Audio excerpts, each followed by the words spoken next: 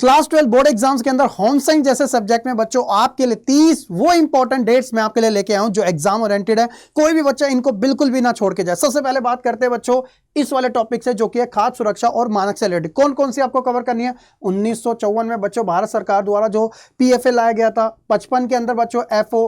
1973 में खास तौर पर ये बहुत ज्यादा एग्जाम के अंदर आता है, ठीक है, मास खाद्य उत्पाद आदेश MFPO। उसी तरह 2006 में ये तो मान के चलो अब की बार आने ही वाला है जो कि है FSSAI। जितने भी आप प्रोडक्ट खरीदते हो उसके पीछे इसी का ही मार्क होता है।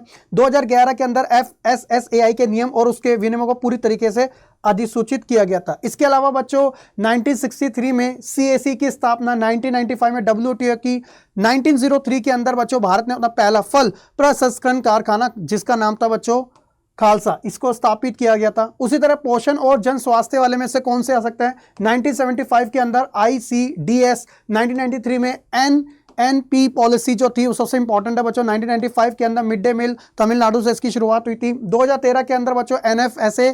इसके अलावा 1962 में राष्ट्रीय गेंगा नियंत्रण कार्यक्रम और 1970 में विटामिन ए की कमी के विरुद्ध जो राष्ट्रीय रोग निरोधक कार्यक्रम था उसकी शुरुआत की गई थी। वस्त्र शिक्षा और विकास में से कौन सा आ सकता है। 1920 का दशक बच्चों भारत के अंदर व्यवस्थित तरीके से जो खाद्य प्रसंस्करण था उसकी एक नींव डाली गई थी।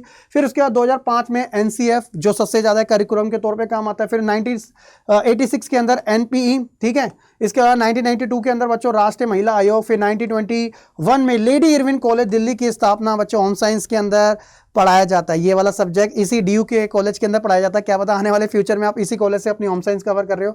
फिर आता है 1952 के अंदर भारत में सामुदायिक विकास कार्यक्रम की शुरुआत। उसके बाद अधिकार और अधिनियम की बात करें तो साल 1950 में भारत का संविधान लागू हुआ था।